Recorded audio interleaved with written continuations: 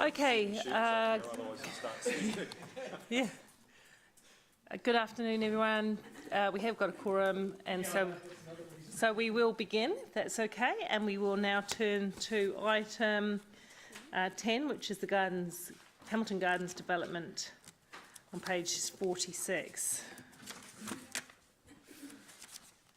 And not sure who's speaking to it. I will, because Helen Parky's going home sick, unfortunately. Sorry. One pause, if you don't mind. Sorry, Lance. I was asked by Councillor O'Leary and agreed to her being able to share with us about the passing of.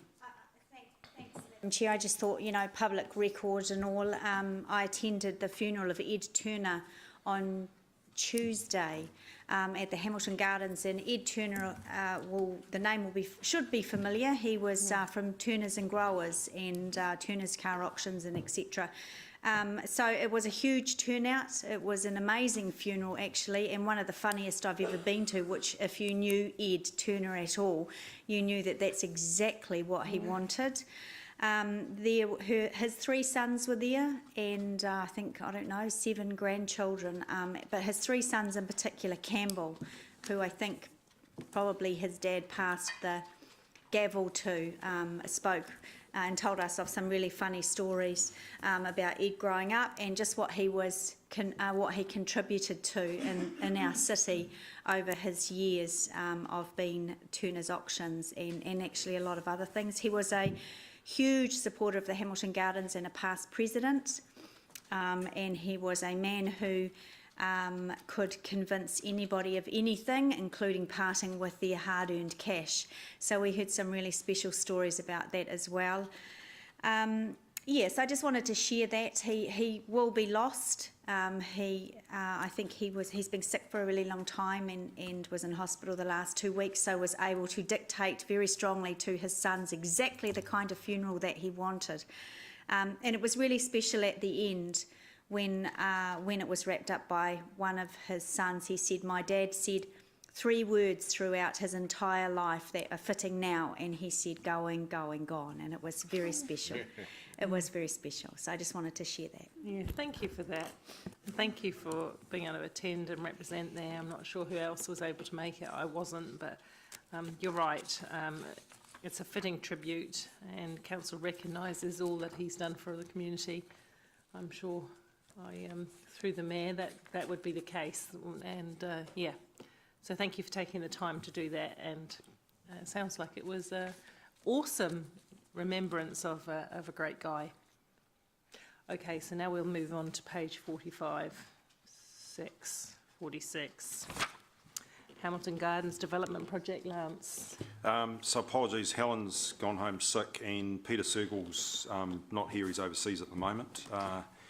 He can't present the report. The good news is Peter's on a research scholarship overseas, which wasn't funded by council, it was funded by an outside organisation, so he's actually been away looking at basically the design of the next tranche of gardens, which were discussed at length during the LTP meeting last week. So he's been in Egypt and Germany and different places like that, so I'm a bit worried Peter's going to come back and ask for 30 gardens instead of 17, and the bill will go up to $45 million, and John Dobson's going to have to find a bit more money. So, but anyway, it'll be worthwhile. I know Peter will come back and he would have really nailed down those designs, which is great.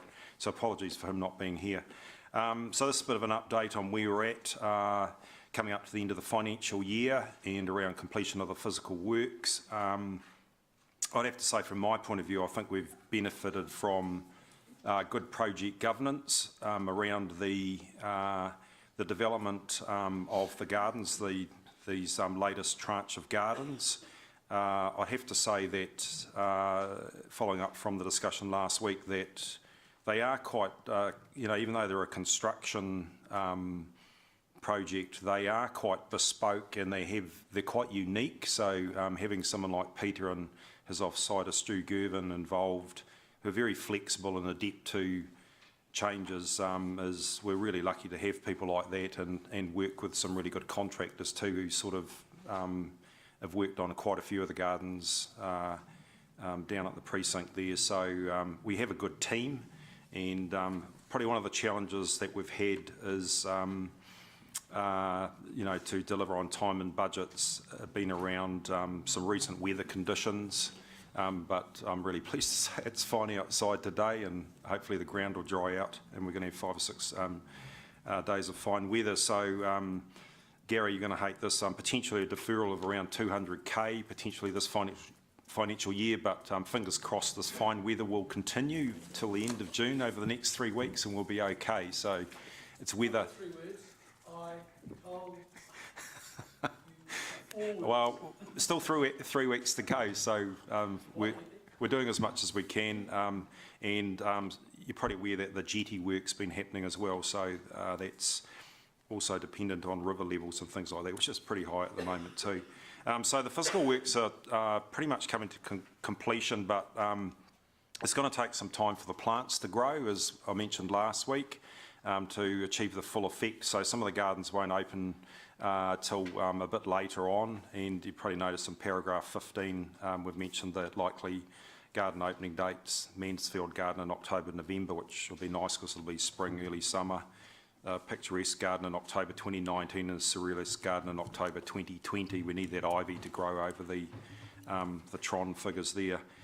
So what we'll do at that stage is we'll promote each of those gardens and open those with an event and a sponsor acknowledgement, and get some good profile online and elsewhere, and we'll continue to report on outcomes through the C&S committee. So look, I'll leave it there and happy to answer any questions from elected members. Okay, I think we do have some. Councillor O'Leary. Thanks, Madam Chair. Just checking on a process question that you won't be taking discussion or questions on the proposal that came out of submissions. That's not what this item is about. Is that you going to It's not handle that? unless you see some overarching. No, I see this as quite separate. This is the first stage wrap up, so I just wanted to be clear on that so that I haven't prepared any of those questions. Yeah. Thanks for the report, Lance. Just the next, this is kind of adjacent to what I've just said, but it's still not getting into that debate. This is the final wrap up of the sort of what we call stage 1, but I'm aware that the next development, stage 2, still hasn't been adopted by council. Has it? Is that right? You mean what we discussed last week? Well, putting that aside, we've seen, remember we had an elected member briefing and we saw some of the images of the next phase. Yep. However we roll that out, is that going to come, when will that come to council, or is it, that's now captured by that resolution that was made in the budget around possible new governance structure? A bit of both. So just to explain, the 17 gardens that were talked about last week, there's 3 of those at the northwestern end of the gardens, down by where the current new ones are, where the Huddleston is and that sort of thing. The Egyptian Garden, and there's a couple of others still to go in there. They're actually in the current approved management plan. So there's 3, but the other 14 that was in the proposal that Councillor Dave put forward and was approved, to come back in the proposal from the Development Trust, that still then has to come back to council as part of that resolution for tick off, and then to go into a Reserves Act management plan process for consultation with the community. Okay, so the 3 still to come in here are what? The Egyptian Garden? Do you remember? I was going through this the other day, so hopefully I'll be able to answer that. The medieval courtyard, the Baroque theatre garden, and the Egyptian garden. Okay, great. Remembering that the Baroque garden is massive. Yes. It's huge. Yes. And the time, so those 3 have been ticked off, basically been given council approval under this first development stage. Have we committed money to those ones? You did last week, subject to the proposal coming back from the Development Trust. Oh, so those 3 will be wrapped up in whatever the new governance may or may not look like? Oh, okay. Yes. So, Yep. this, So those 3, but then all the other ones after that, the next 14, we then have to go through a a management plan review to get those formally ticked off before we can actually start constructing those. Okay. All right. Thanks. Does that explain it? I can talk to you offline. It's a little bit complicated, so yeah. Yeah, and I think it is actually something that all of council needs to understand, because that new structure, I'm not going to get in the detail like you've said, Councillor O'Leary, but that new structure was quite a departure from the way that we've been progressing through new projects.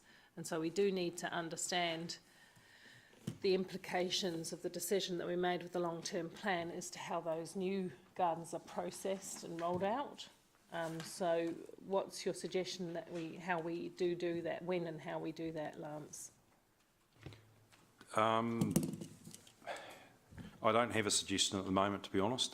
So I've just got my team just getting their head around the resolution, and then we're just working out a process to have those discussions with John and the Development Trust. So that's that'll be a series of basically just whiteboard sessions to work through that, because I think there's a number of options around what governance means.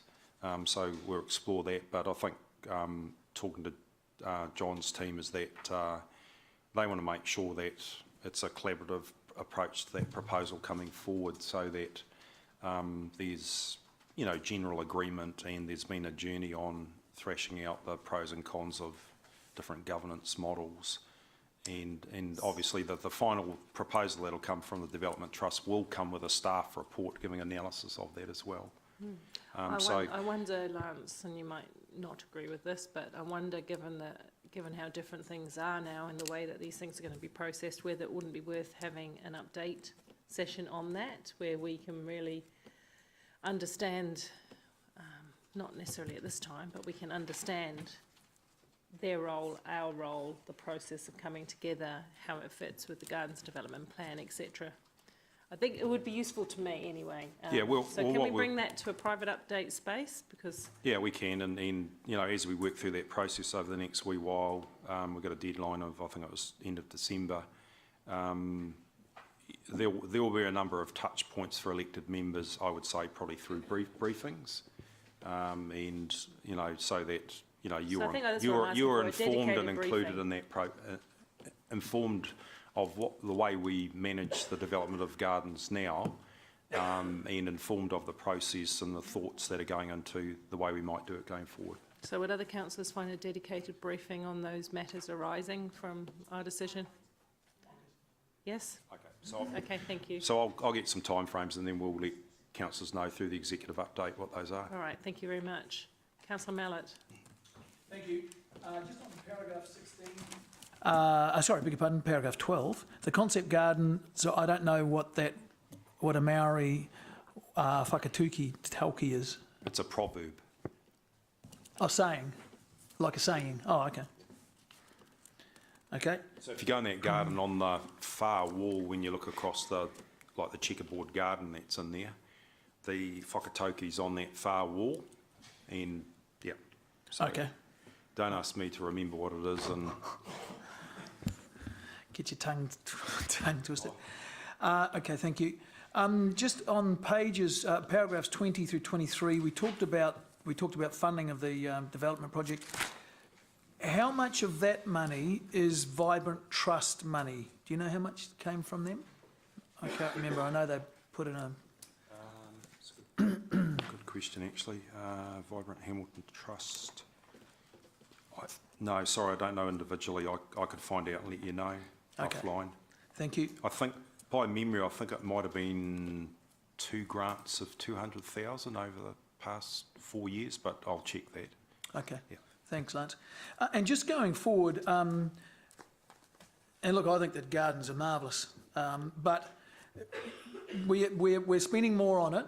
Presumably the OPEX goes up because there's simply more garden to look after, more maintenance required, and some of the gardens are not new anymore too. So the OPEX will go up.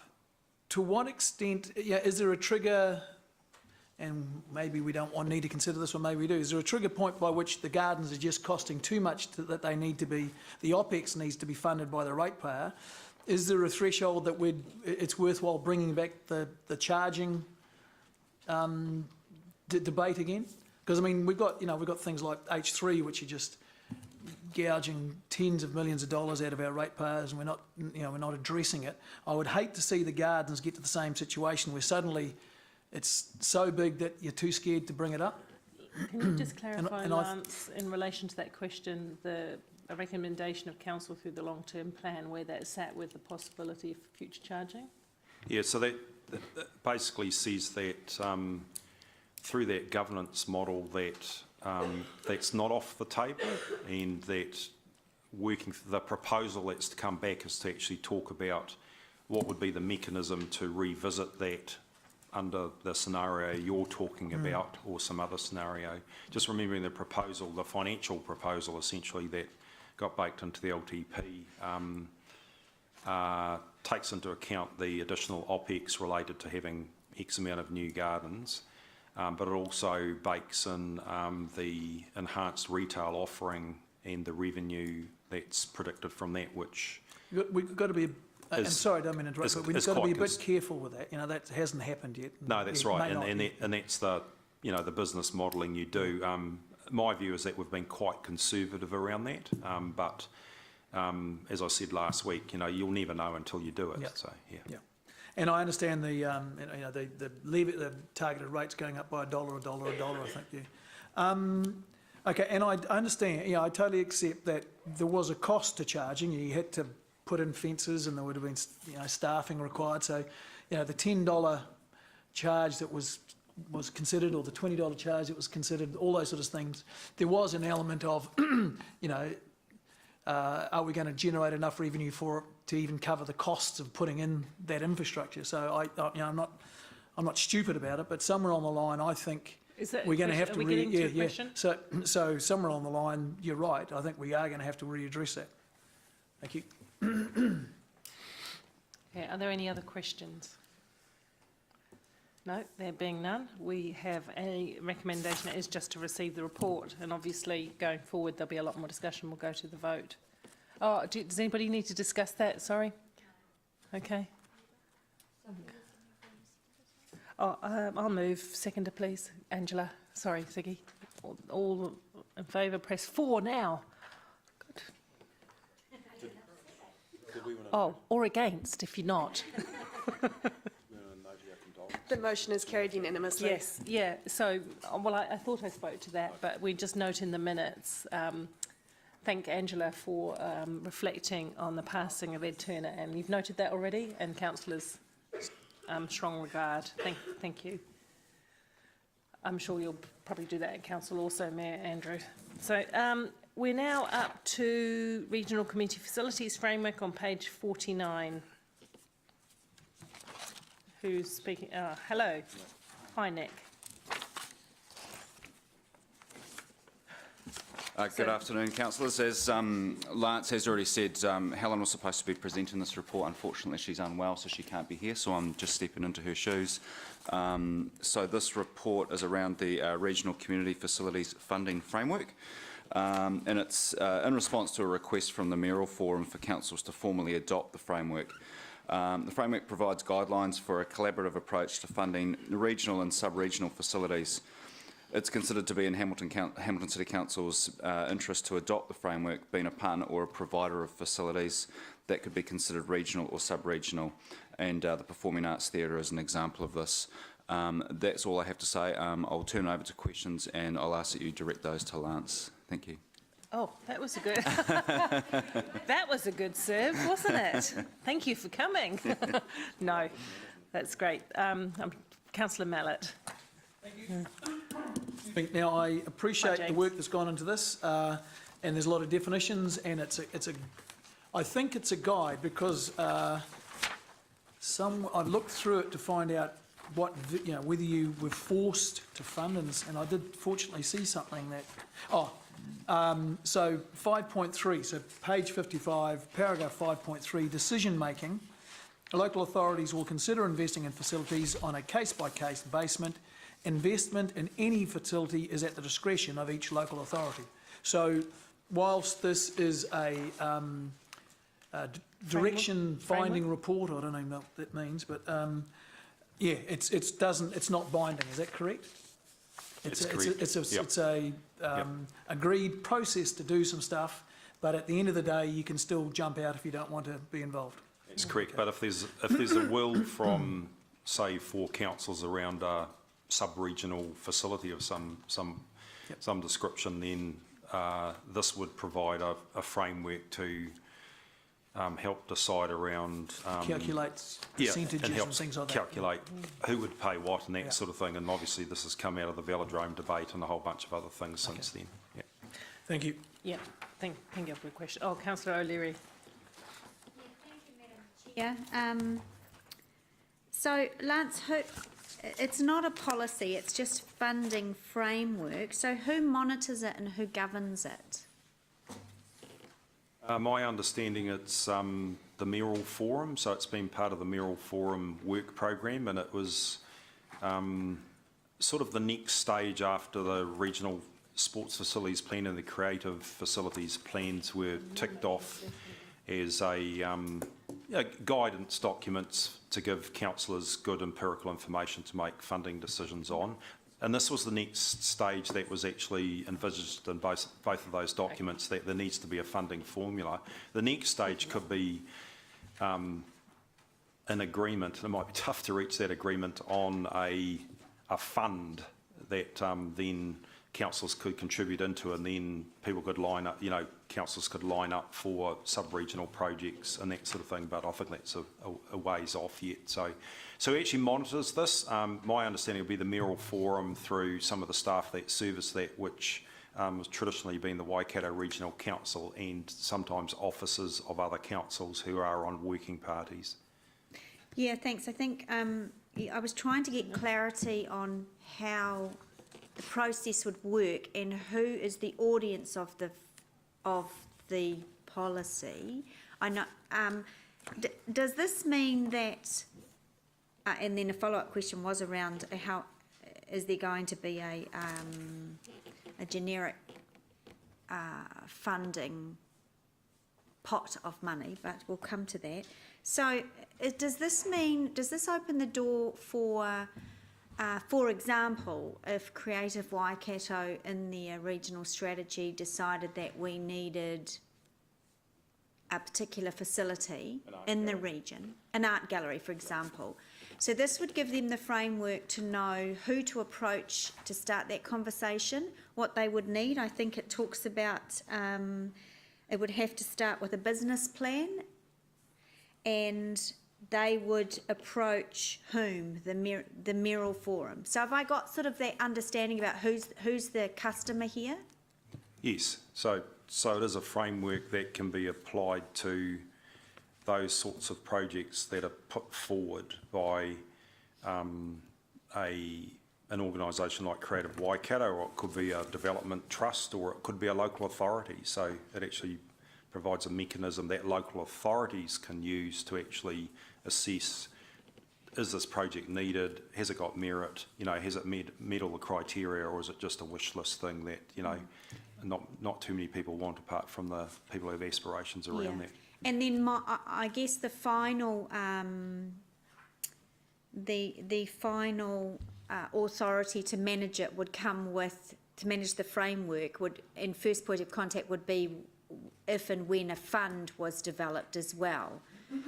Because I don't see it's easy for, the Waikato Mayoral Forum is a forum, it's not a governing body as such. So if an organisation like Creative Waikato came, they would need to know where their first point of contact was. So if a fund, I think what you're telling me is, if a fund is developed as well to support this, and that's future decisions that the Mayoral Forum will work through, it may be that Waikato District Council, Waikato Regional Council will pick up this framework, they will monitor, govern and start the process around funding, because obviously all of the councils are involved in that part of the process. Is that sort of potentially, where but you're not heading? necessarily. So you could have, say, 3 district councils in the northern part of the Waikato region who might be interested in an indoor recreation facility to serve people of Thames Coromandel, Matamata, Piako,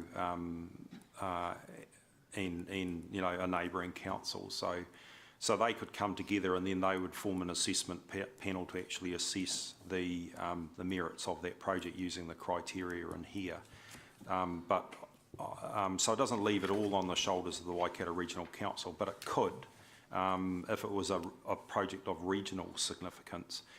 The one thing I need to be clear on, and Nick, you might correct me if I'm wrong, but I've just been in the last few days just reading up on this, and apparently the Waikato Regional Council voted against adopting this last week during their LTP, whereas other local authorities have adopted it, as we've outlined in point 9 of the report. So, but I don't know the reasons for that. Okay, it'd be good to have that updated. Does this also, I think, from reading the framework, allow for an example like a regional theatre, or if we decided we needed something else that we thought was a regional facility, then this provides framework that other councils have agreed to, except for possibly Waikato Regional Council.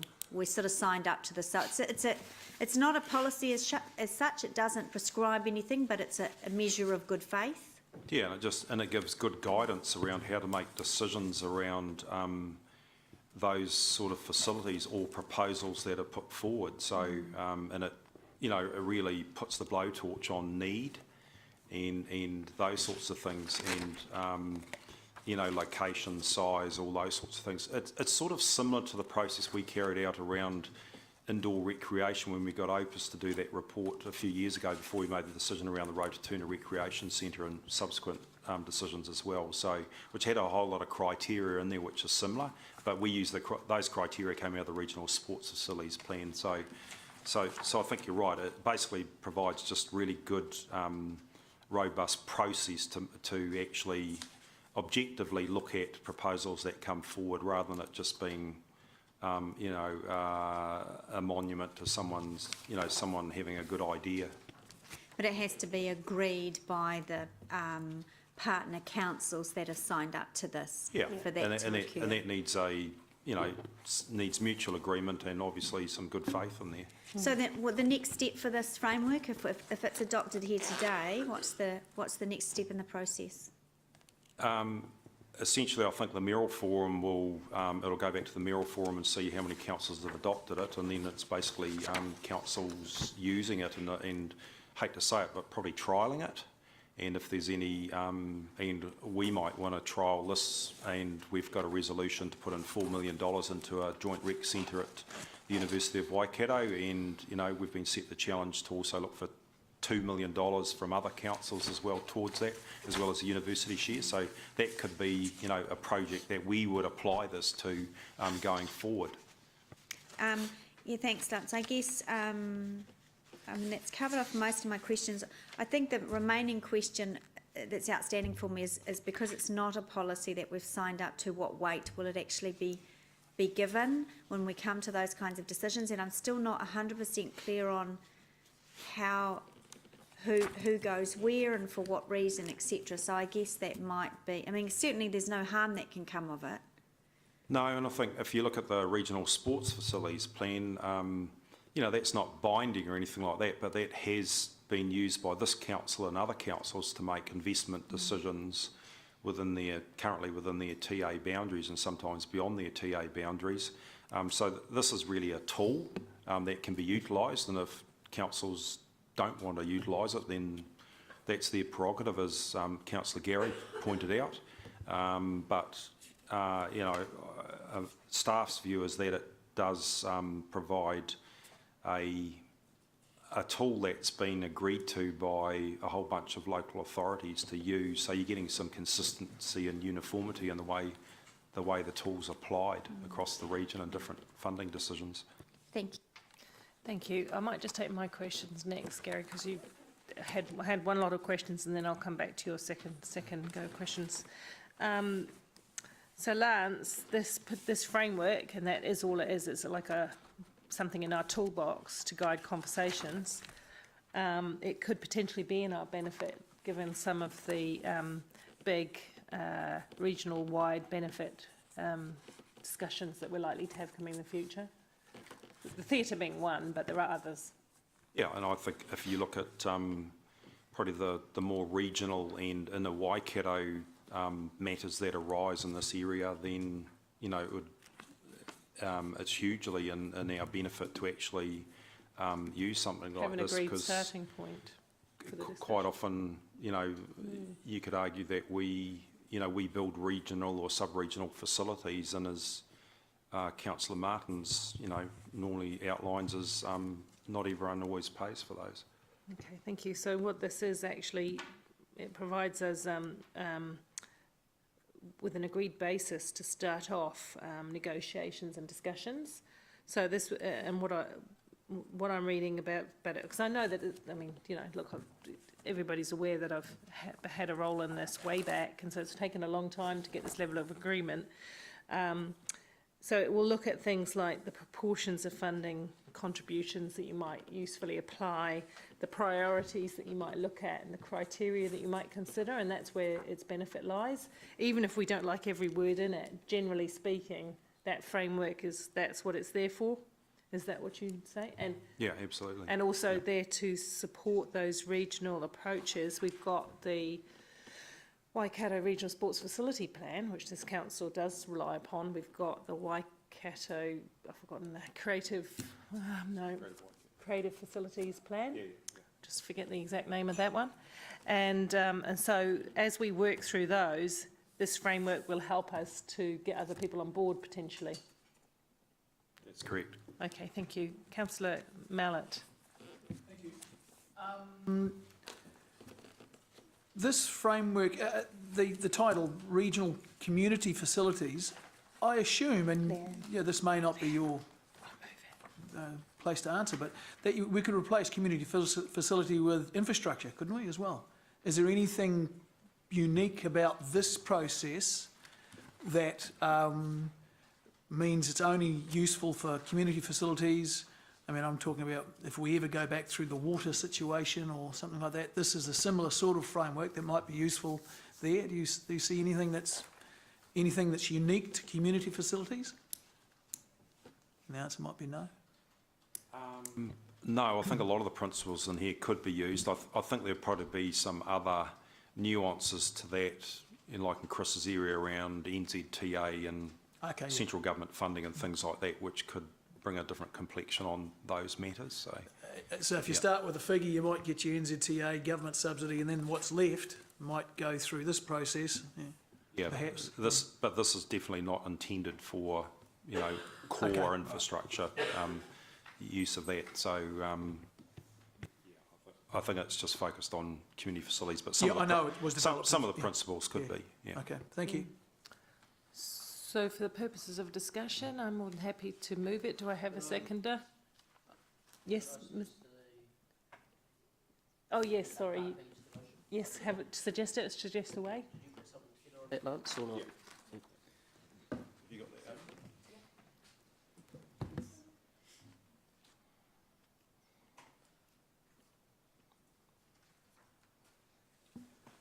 Is it a part B or a replacement? Addition? Mayor King, would you like to move and prefer me to second, or are you happy either way?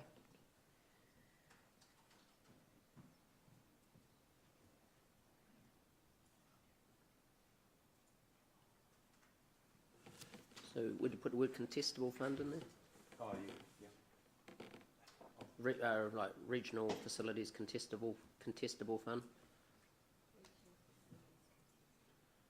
So just a thought on this was, I just saw all the angst that we went through to get our neighbours on board with the theatre, and it just would have been a lot easier if there'd been a fund where the money had already been collected and different regions could come forward with concepts where the difference, I think, to Gary's earlier question on could this be used for infrastructure, the differences with community facilities, we get in our vehicles and we go to those facilities and enjoy them, whether they're inside our boundary or not, like say the velodrome, and then come back to our region. Whereas for me, infrastructure is more fixed in the ground. It's something that's there specifically for that council.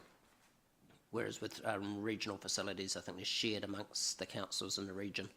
So I just wondered if it was time to start talking about a possibility of setting up a fund where asking the mayoral forum whether they would consider starting to work on documents around a fund which would then be contestable, where we were going for money that was already in the bank rather than money that was trying to be rated going forward, like as what's happened with the theatre. Thank you for that. And would you prefer to move it and have me second it? I'm flexible. Oh, okay. Yeah. Oh, it just gives you the right to speak to it, but you've kind of explained it now, so we'll move forward. Councillor Mallett, is this a question? Because we're almost through questions. But I thought we were in debate now, sorry. well, we can be now. So you've got the moved Mayor King, seconded. Ryan's got a question. I don't know if it's a question or debate, but I just wanted to ask Andrew a question about point B. Sure. Well, if it's a question about the proposed recommendation, please ask away. I'm just wondering, what if we've, I say over 5 years or whatever, put in the lion's share of funding and some other region contests it and gets it, and then our ratepayers are screaming going, no. I just wonder, I appreciate what you're trying to achieve, but I wonder if it's going to create more contestability across ratepayers, that's all. So I think from Hamilton City's point of view, we have to consider that we wouldn't get the actual share that we put in. It's about the region benefiting as a whole. So it could have been the velodrome, it could have been the facility down on the lake and Lake Karapiro. So sort of like a take one for the team kind of approach. No, those are facilities like down at Lake Karapiro that we go to, that we use. The velodrome, the majority of the users for the velodrome come from Hamilton. Okay, so I consider the question to have been answered, and so now we'll go into debate. Oh, you got a question, Councillor? Yes. Yep. So just one more point. This is not something that, sorry to jump in front of you, Jeff, this is not something that any decisions would be made on. It would be a framework would be put together by the mayoral forum that would then will come back to each council to then debate and decide whether they wanted to be a part of it. And obviously if every area in the region wasn't a part of it, there would be no point Okay, so going ahead. at this time, I'm going to take a few questions, but they're only so that you understand the proposition on the board. We've had question time, and we can go into debate. So Jeff and then Gary, if your questions are, you know, to get it so you're clear, then I'm happy to have the question. Yeah, thank you, Paula. Yeah, Mayor Andrew, would the ultimate aim of this contestable fund be that councillors would basically councils around the region would basically sort of levied a certain amount each year to contribute to this fund for future purposes? Is that the idea? Yeah, I imagine it would come through regional council, who are the umbrella over all of us, and that would be the logical collection agency and probably holder of the funds, but not the people who would have the last say in the distribution. But that would come out in the document when they looked at all of that. Okay, Thank you. I think that answers So the they'd question. be like the bank. Councillor Mallett, you got a question of that nature? Third time, no, it's debate. Okay, you're into Yeah, debate. Just yeah. wanted to be clear where we were. That's right. Brilliant. You're first in the queue after the... best to always be certain. Mayor King, you are the mover. You've explained what it's about. Do you want to speak to it in any further terms? So all this is asking for is go back to the mayoral forum and see if we can get an agreement to bring a framework back to the individual councils to consider. We're not making any decisions here, and what's good for our region is good for Hamilton, and there's no question about that. And I think the velodrome is a very good example of a facility that's outside of our boundaries, that's fully there for the benefit of New Zealand, but particularly of Hamilton as the capital of the Waikato. Thank you. Councillor Mallett. Thank you. So there is no amendment, that's the motion, isn't it? That's the motion, and sorry, Andrew, I have to speak against B. I'm comfortable with the proposal as put up. But what you'll find, and I'm sure this will happen, that once you start taking money off people for an undisclosed purpose and put it into a bank account, or it's in a fund somewhere, the level of rigour to which projects get scrutinised to when the funding comes from that bucket of money, because it is seen as being free monies, if you want, and it's seen as being money that, oh, well, that was money we'd put aside for these types of things anyway, does not rise up to the same situation if you go to the public and say, we want $1 million for a new garden, or we want $1 million for a new water pump system, or a new road. So I think this is obviously you had a good reason in mind, but I think it's wrong-headed. I think it is the wrong way to deal with people's money. In effect, what it'll be doing is we'll be rating our ratepayers for projects as yet not identified, which I think is, in a local authority scenario like we are, is the worst possible thing you could do with people's money. So I will be voting against if B remains. We can take it in parts. It's not material. I can take A and B separately. Yep. Yeah. Okay. Okay. Thank you. Councillor Taylor.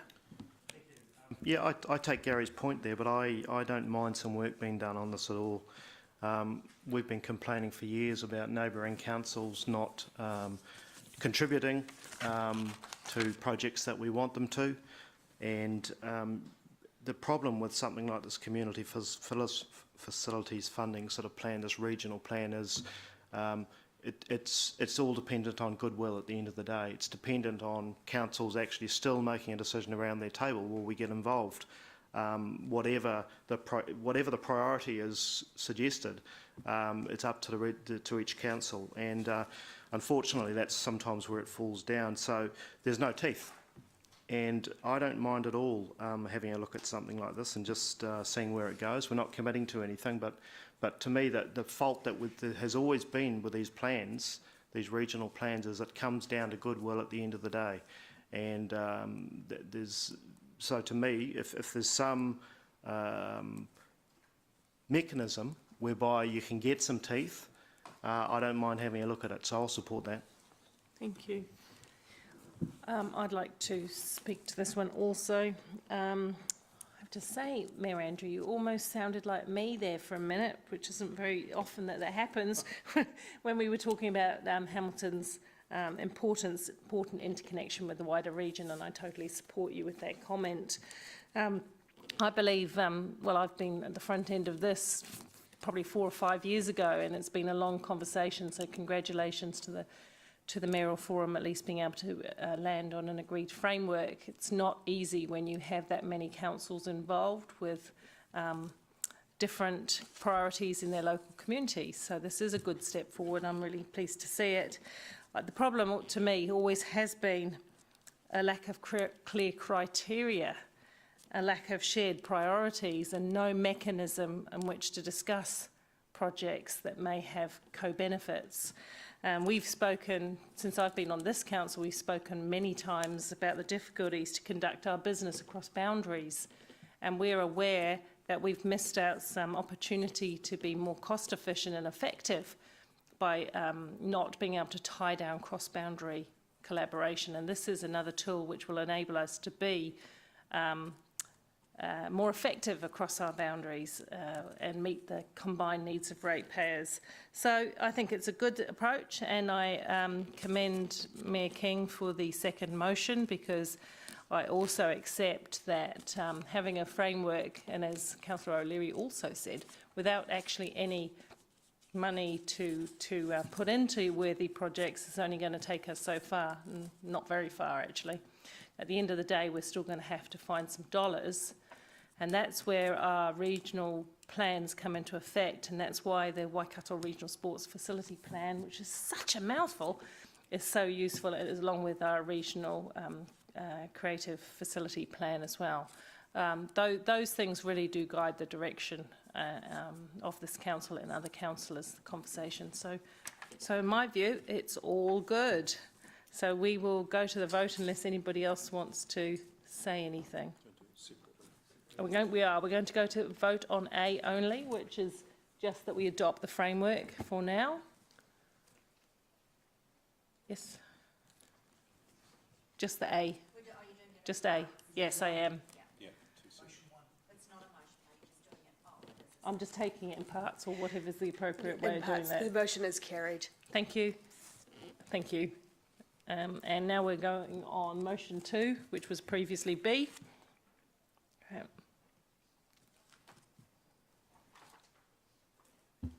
The motion is carried, 8 for, 1 against. Brilliant. Thank you very much, Council. Thank you for stepping in into the last minute.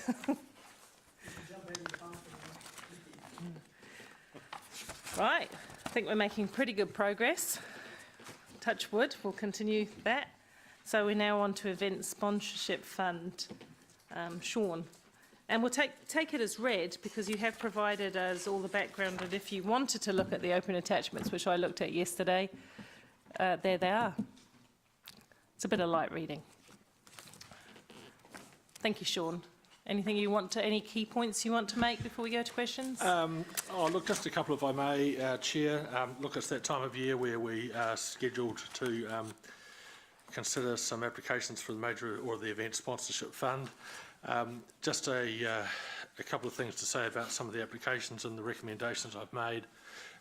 You may recall last year I indicated that I was keen to encourage more national competition type events to come to Hamilton. I think we had a number of years where we haven't had much of that type of event come, and you'll see that come through with some of the recommendations and applications that came through, where we have an opportunity to support more of those national type competitions that tend to bring quite big numbers through with a lot of family supporters and so forth. So that's an ongoing theme, and I think that's really about all I'd have to say.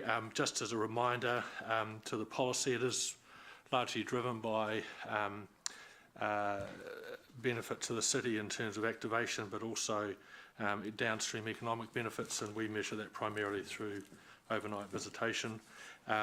Applicants, if they're successful, only get paid a certain portion of the fund up front, and the final 30% they don't get until they've satisfied us that they've completed the event to to the level that they said they would, and they don't get funding either up front until they've got all of their funding confirmed if they're looking for money from other sources as well. So we do keep an eye on that quite closely along with their report back. So happy to take any questions. Okay, thank you. Councillor Hamilton.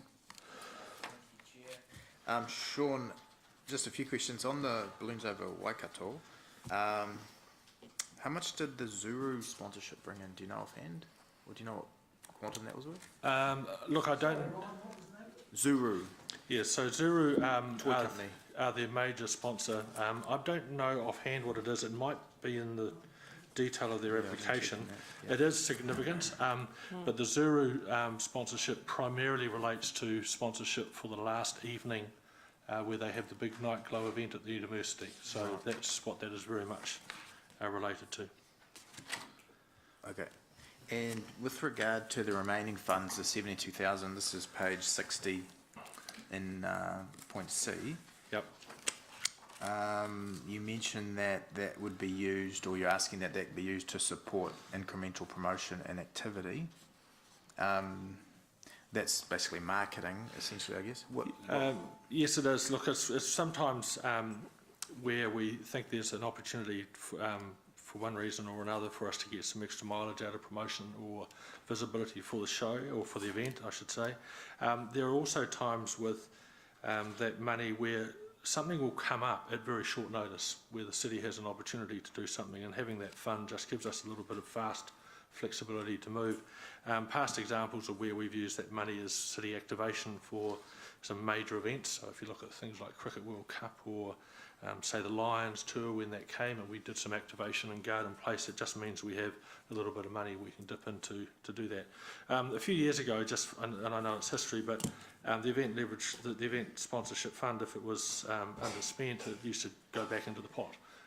But probably 3 years ago, Council actually had suggested that it should probably go into the leverage opportunity, so we can just have that flexibility for a little bit extra if a new opportunity arose. Thanks. I don't want to drill down too deep. Can you just give me another layer below in terms of how that might break out when you say activation? Sure. Well, to give you an example, Lions Tour, when they came to the city, one of the requirements we have to fulfil as a host city for rugby to make decisions or choices on which cities they will take major test events is what will the city do to welcome both the participants and the visitors to the city that are going to attend events.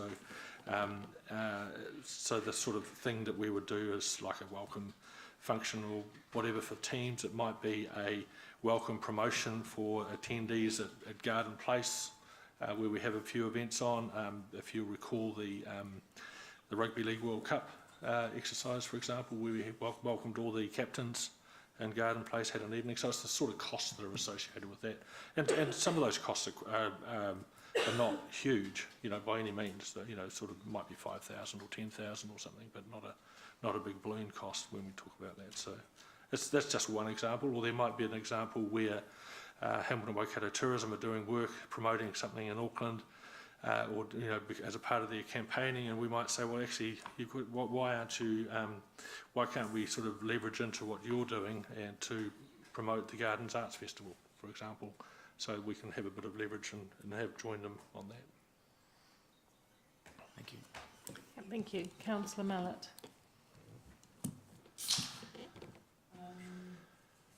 All we're doing today is approving what you've allocated, is that right?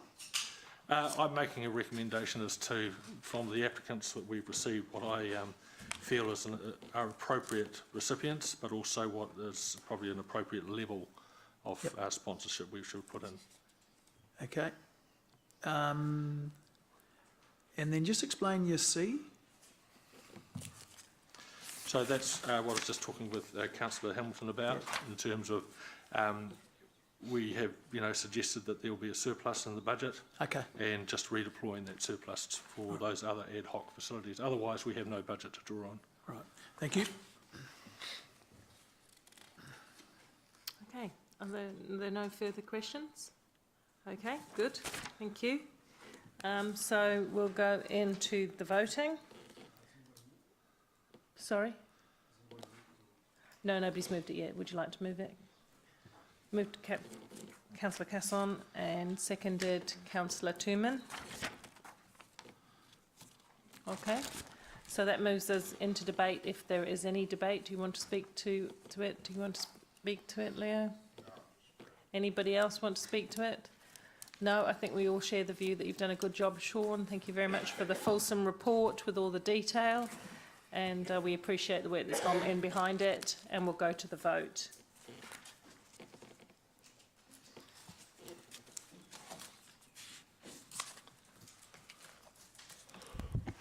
The motion is carried, 8 for, 1 against.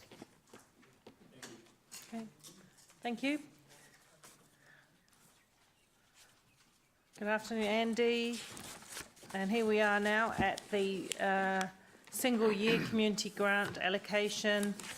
Councillors, you will recall that myself and, were you single years, Ziggy, or and James were single year. We listened to went through the single year grants, didn't we? Okay. Again, we've read the report. You've got plenty of detail in here. So if you would like to, Andy, just make a few comments about the key elements, that would be great. Thanks, councillors. I appreciate that this report is just to be received. The grant has already been allocated. The recipients of the grant have received their contribution from council. Those who have been declined have been notified of their decline. So this report very much says this is what has occurred this financial year. There's a couple of points that the allocation committee really wanted council to be aware of, and so in the report there talks a little bit around the discussion, and particularly points 17 and 18.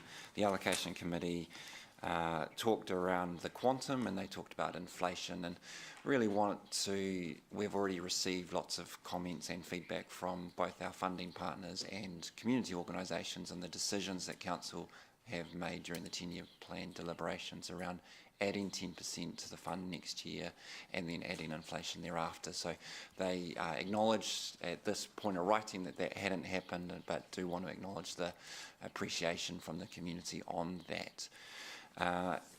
We, as within our community assistance policy, we do articulate the quantum of funding that is in there, and so as part of the ongoing work, I will bring probably a refreshed policy to your viewpoint, just kind of showing where that additional 116,000 would be spent in the next financial year. As part of our multi-year community grant allocation, we reduced the level of support from council to 11 organisations from the previous round, and so that comes to about $68,000. So our thought would be to bring them back to the level of the 2015 support the council had, which would then leave about $48,000 to be put into the single year grant for next year, which is kind of a conversation that we can pick up with the policy when we bring that back. Of other points is if you're familiar with this report that I've brought to you over the last number of years, the way that we report who we support changes from time to time. And so point 19 is just using the New Zealand standard classification for not-for-profit organisations, which is a new way that organisations and their purpose are being recorded. Trust Waikato use this system. A growing number of funders are using this system, and so it just kind of shows the purpose of the organisations and that we're funded, which is it's a different way of splitting the data than what we've done previously. And then a key point that I just really want to bring out from the conversation is probably point number 20 to 22, particularly point 22.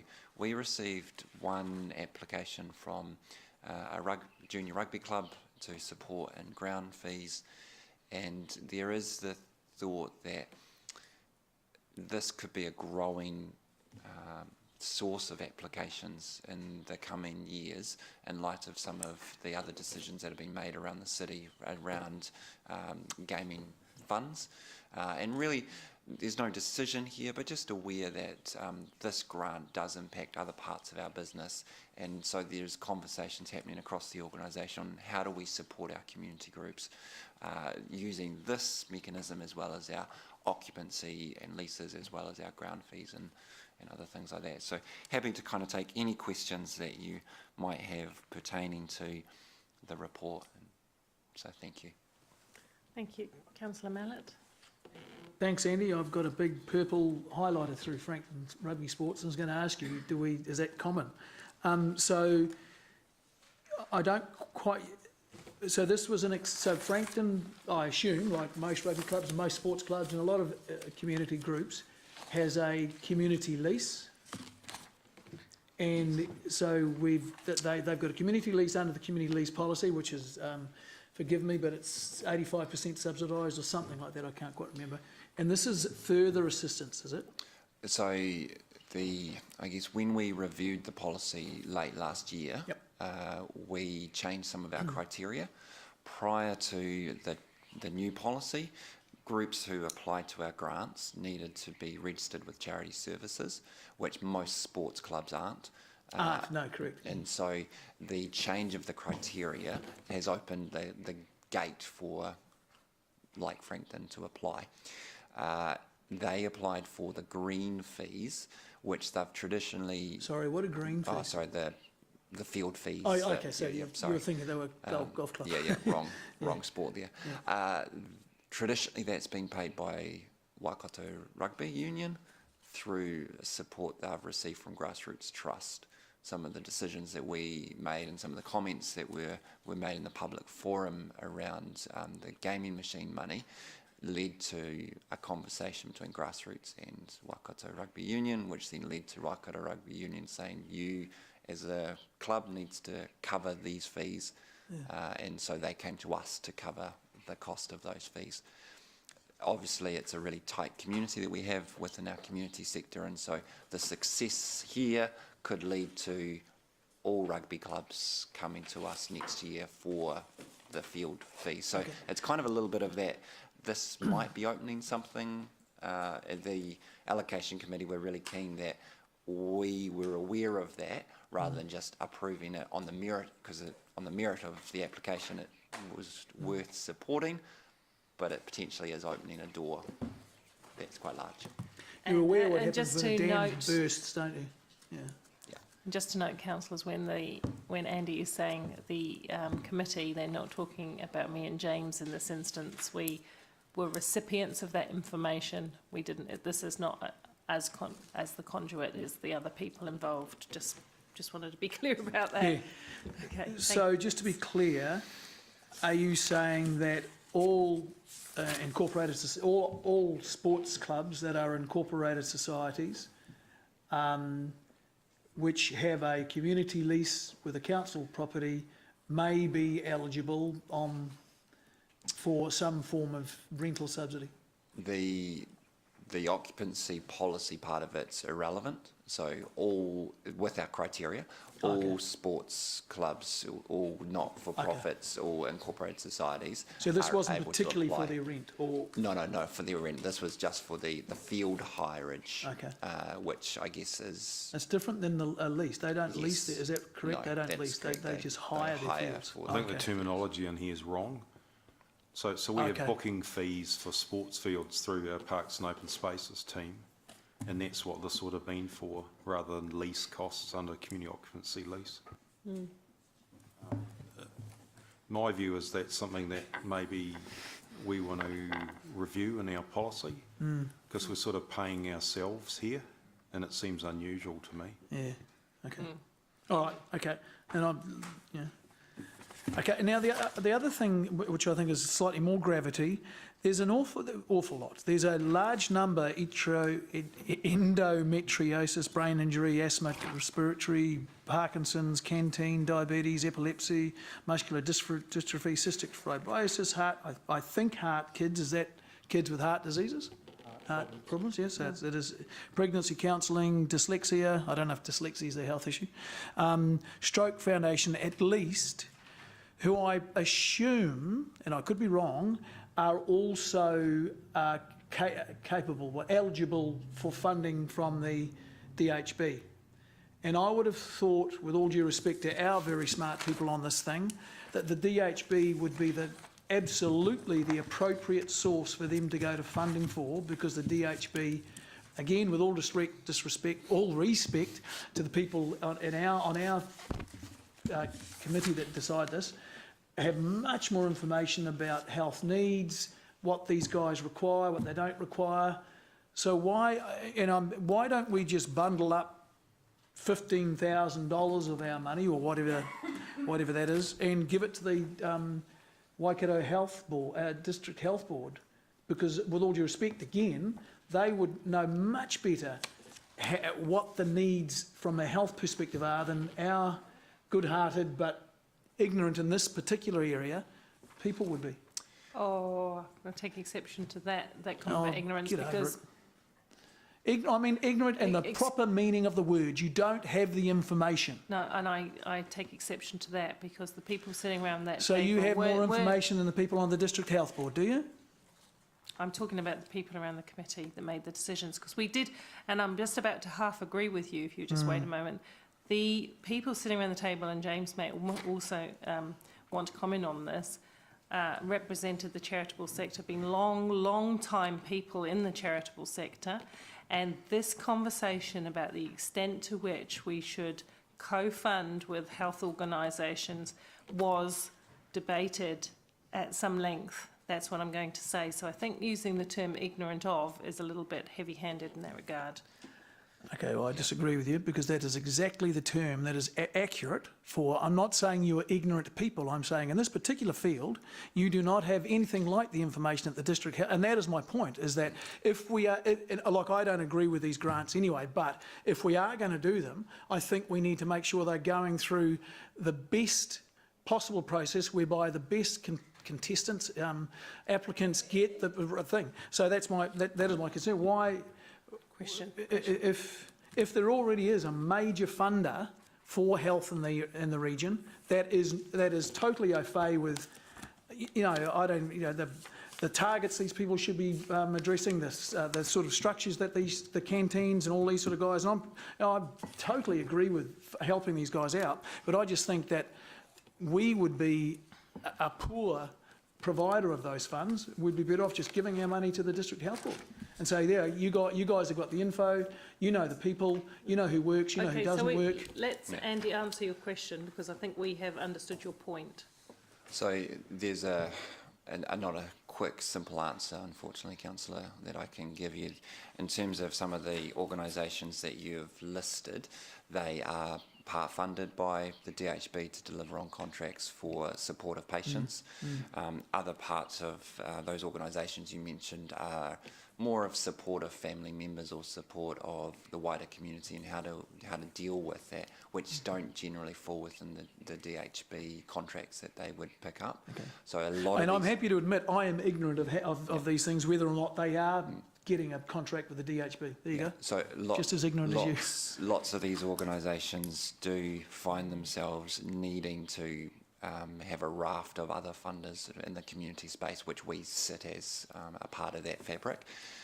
We don't, I think I could categorically say we haven't funded any medical elements within these funds. They are more of that community field worker role or support in terms of officers or programs that they might deliver in that wider community space or in the social connectedness space, which again doesn't generally fit within a contract. We did debate long and hard around organisations where there's some of these organisations which are fully regional and they are the only one of its type, and what role our fund would or would not contribute to that. There were, in terms of on page 65, you can see we ended up funding 54 organisations that fit within that health purpose, and that was so that's a 1 in 3. None of that was fully funding elements that is very much supporting the community side of things. Could we give some funds to the DHB to support the medical side of things? I don't think we fund in that realm anyway, so I would be going that I don't think that would meet the intent that you're thinking of there. Definitely isn't the applications don't talk about the need or not of a medical response or a health response. It really is that community organisational stuff that the fund very much funds. Okay, thank you. Thank you, Councillor Henry. It's sort of a little bit, similar and not similar what Councillor Mellett said, but I've been around community groups for many years and in the past and even ran some of them. And some community groups, how can I put that? Are we looking at them as, they can just write up wonderful applications and they can put their point across really well, but are they just doing pleasing methods? Are they getting pleasing results? And I know for some it's really hard to check the results, but for some groups I look at, and I will not mention any of them, which I've had in the past challenges with, that they get money because of what they've done, or what they've not done or not achieved, or whether they're even worthwhile being there. I know, and I understand it's a hard one how you can check that, but is there any check on that? Absolutely. I guess I'm speaking in Wellington next week at a Philanthropy New Zealand summit, and part of the conversation is the way that we deliver our grants is best practice. We have very respected people within the community who are part of our allocation committee who know organisations to a depth that asks those tough questions and do not fund if there are concerns around the delivery of.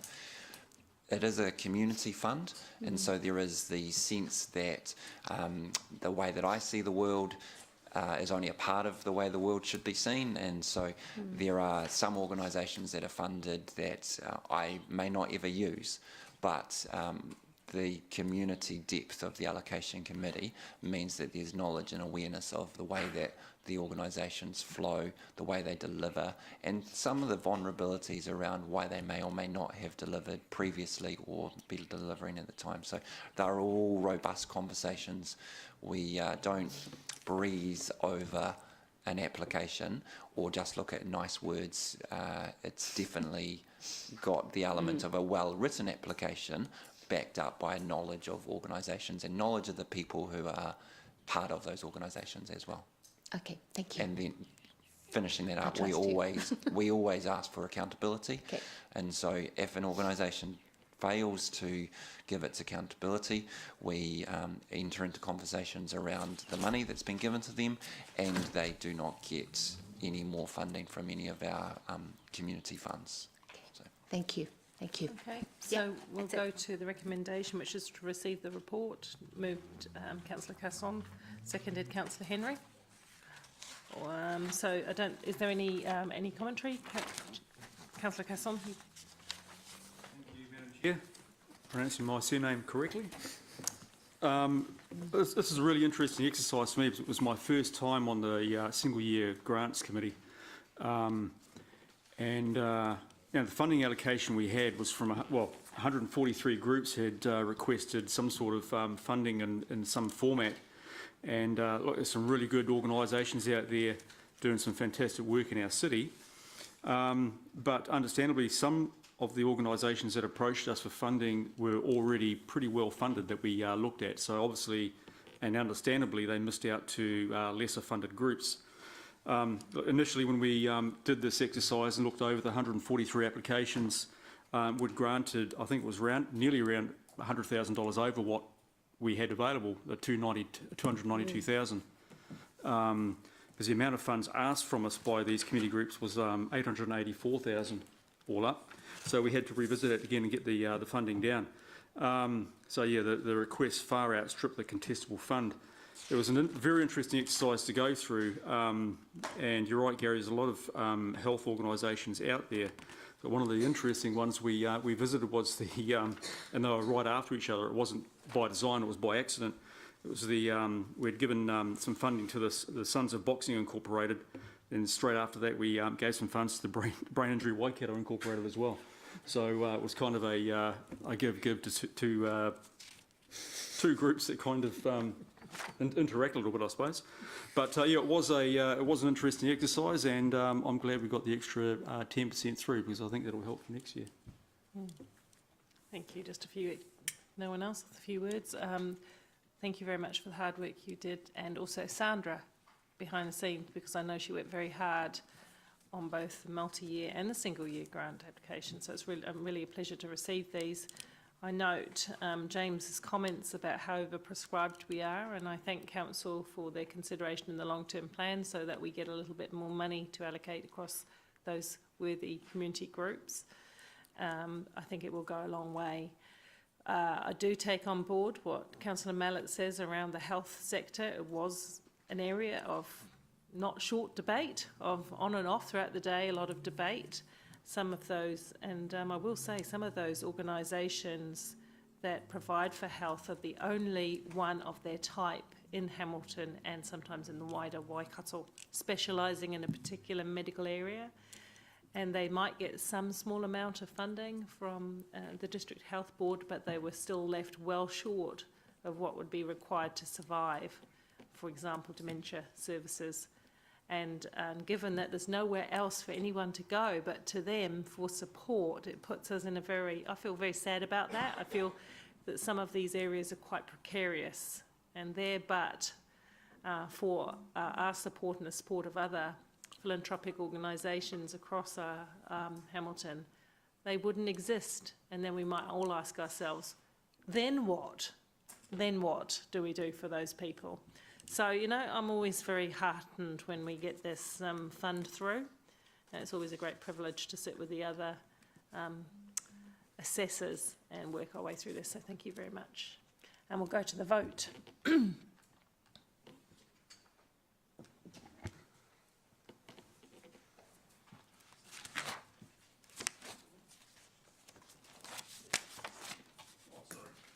Is everyone voting? Voting? Somebody might not be. Has somebody missed voting? Councillor Mallet. Councillor Mallet, you need to vote. We're voting to receive the report on page 63. The Thank motion you. is carried unanimously. Thank you. So brings us on to our open space provision policy, but I thought we were going to, did we not recommend to delay that? No, we didn't. No, cool. Might have misunderstood that. Okay. Oh, thanks. Yeah. Thank you. Okay, welcome. Thank you. So we have had the report and read it, so it'd be really awesome if you would, highlight the most pertinent considerations for council. Thank you. Thanks, Chair. So I'm presenting the draft open space provision policy for recommendation to council for approval. The draft policy was consulted on with the community. This involved a targeted email sent to the development community using council's key contacts. There were 26 responses received, all, well, for the most part, generally supportive of the provision policy and the policy targets that are included in the policy and schedules. The report provides a high-level summary, which is in attachment 1, which details the feedback which is particularly relevant to the scope of the policy, and some staff comment in response to those points. There were other points received as part of the consultation, but some of that was reflected kind of more aspirations around the detail of development of parks, so that hasn't been included, but all of that information is in the submissions which were available to read. As part of the consultation, I discussed directly with Sport Waikato and Waikato Regional Council staff.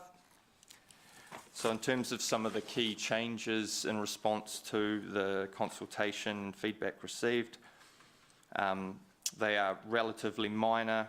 They include revised wording to improve clarity regarding open space provision, particularly in non-residential areas, and that was in response to the base. So it's essentially an unsubstantive kind of change there, but does improve clarity in my opinion.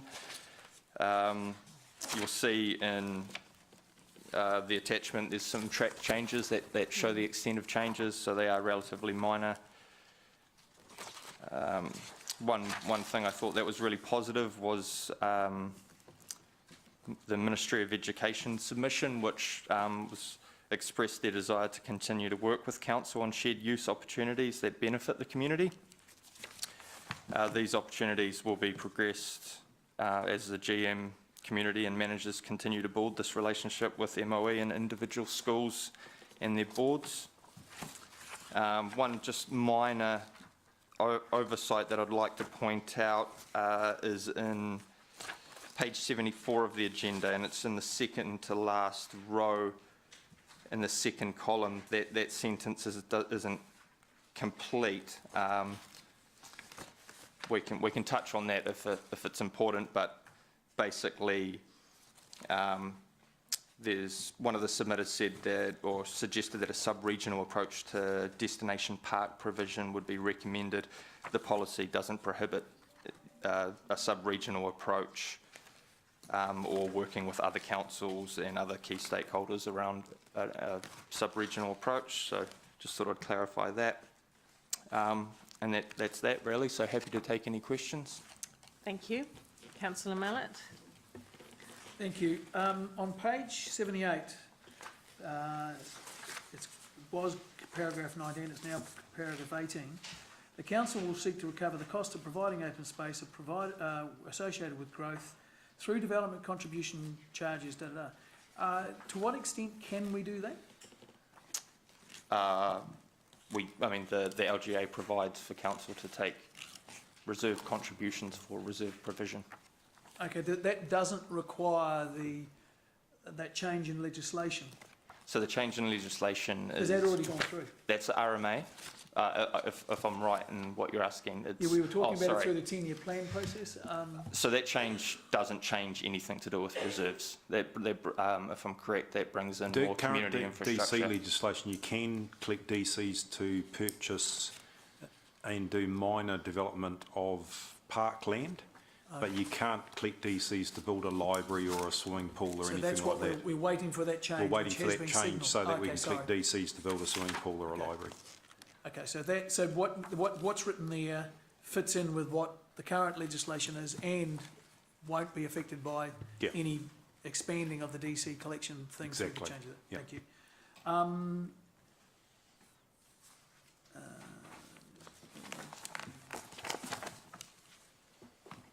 No, that's right, thank you. Me? Thank you. May I just ask a question in one discrete area at this point, because I think you've done a great job with this. I would have asked this when I was in my previous role of the last iteration of this, so just going to be consistent here and say, in respect to natural areas from the biodiversity and quantum of net green space per capita and all of those measures, how I see no particular changes were made, no strengthening or changes were made to that. Have you got a view on green spaces as they relate to contributing towards, net biodiversity and those kinds of additional values other than amenity?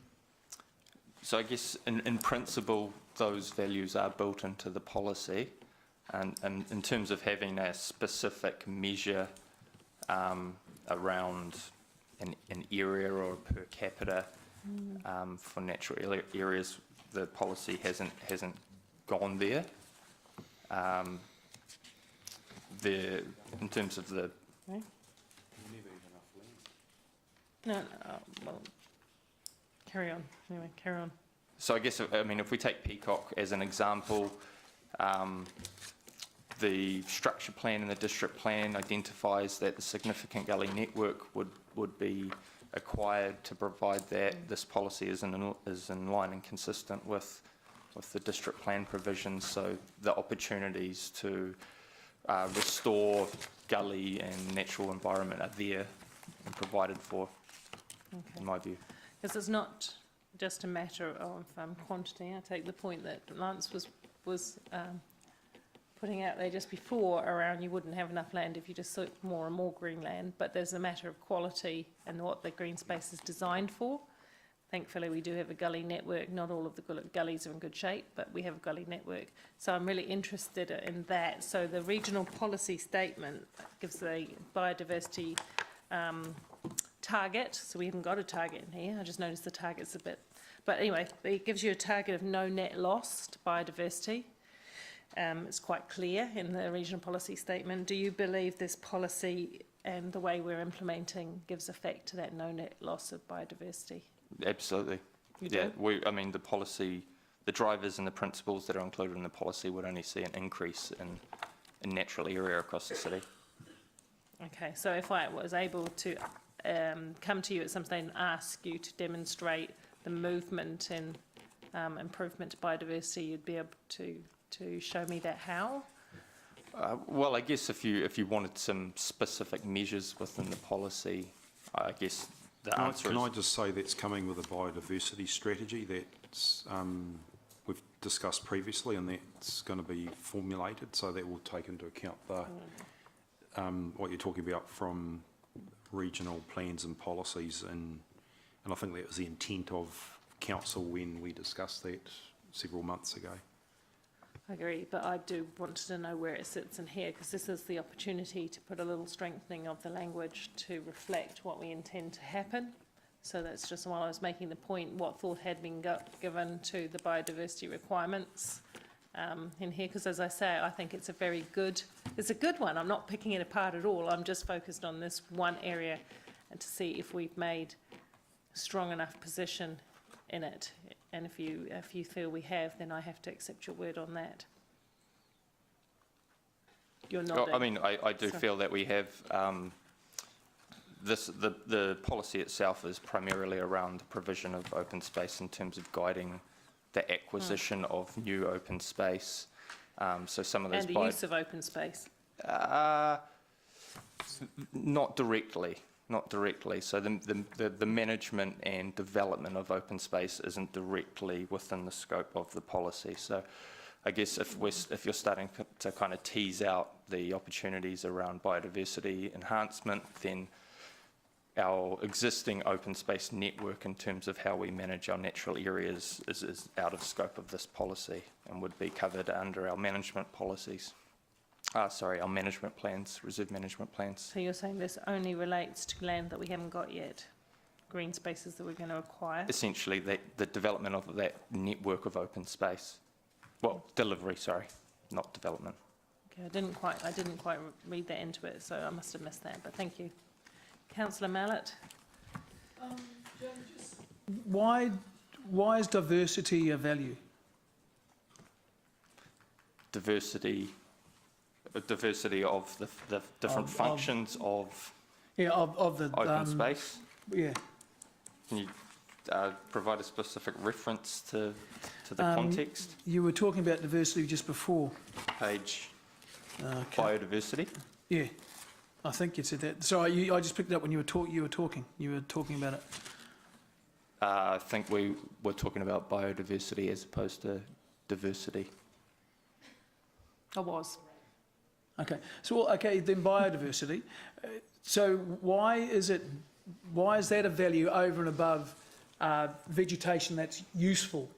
So, for example, you might have a very diverse bunch of vegetation, but what we need is something that will stabilise a bank. I'm not an ecologist, so I can't speak directly to the different values, but I guess there are two. Okay, so I think this line there. of questioning is probably not fair because it was me who brought up the aspect of biodiversity. No, you used to say that, did you? I just heard about diversity. I just thought I must figure out why difference is such a great value. Well, I value biodiversity and staff did answer my question, so I'm content with that. I don't think we should pursue that further. So can you just help me? Why is it good? You're talking to me now? Yeah. Oh, look. Because this is something you're not ignorant in. Yes, let me talk to you about that sometime, but not here, because it would take more than a few minutes to explain why biodiversity is good for the city, in my view. But do you have any other questions, Councillor Mallet? No, just that one.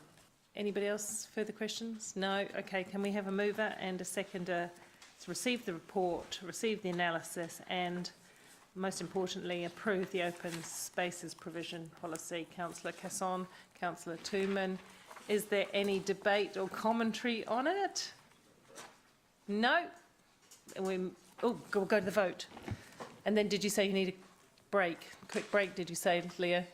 No, we need to finish the agenda. Oh, yes, right, that's right. I wonder who said. Okay, 4, go. Someone's not pressed. Me, Andrew. Pardon? Okay, thank you. The motion is carried unanimously. Right, we're on to the lucky last, council, which is, thank you staff, appreciate that. I will talk some more with you about biodiversity as we go forward in life. Neighbourhood and amenity reserves plan on page 123.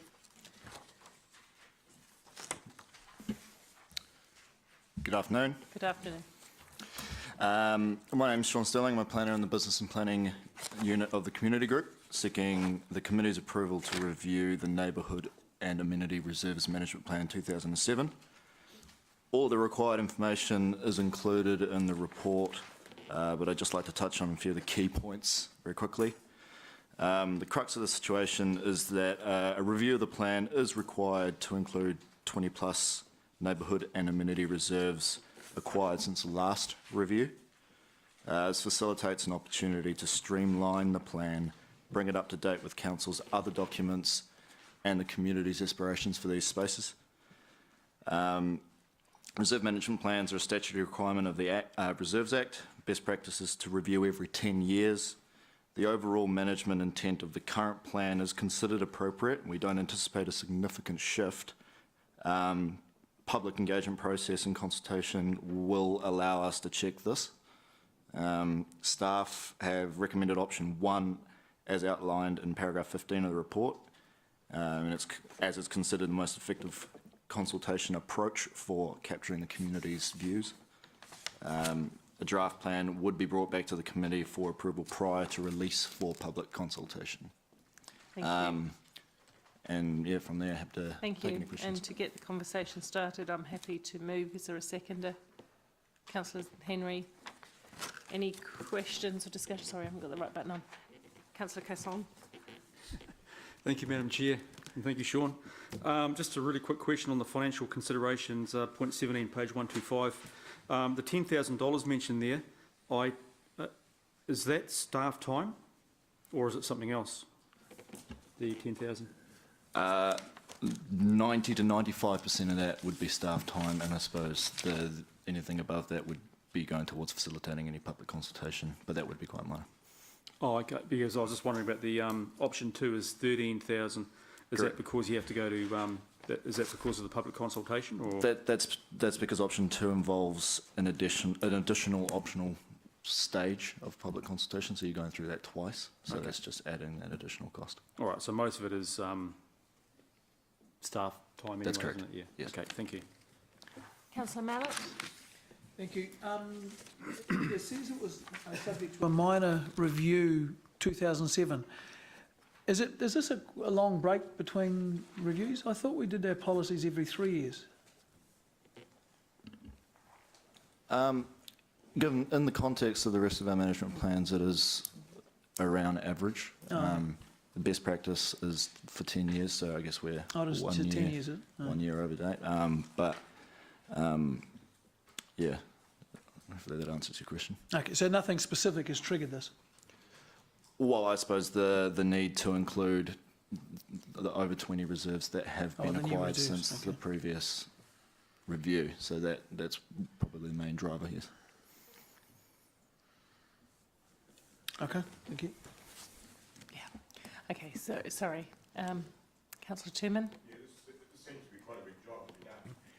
Will you be able to do it in, 100 hours? About 2 minutes. 2.5 weeks, one person? It may appear to be a big job, but given what I mentioned earlier in terms of the management intent being pretty close to bang on at the moment,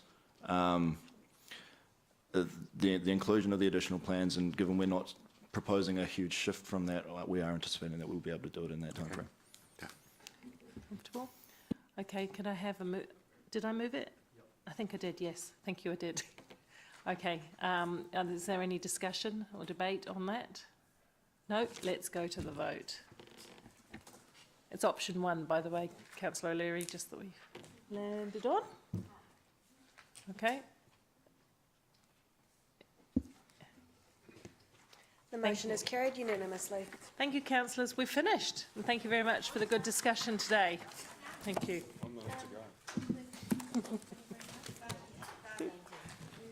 And our visitors are we?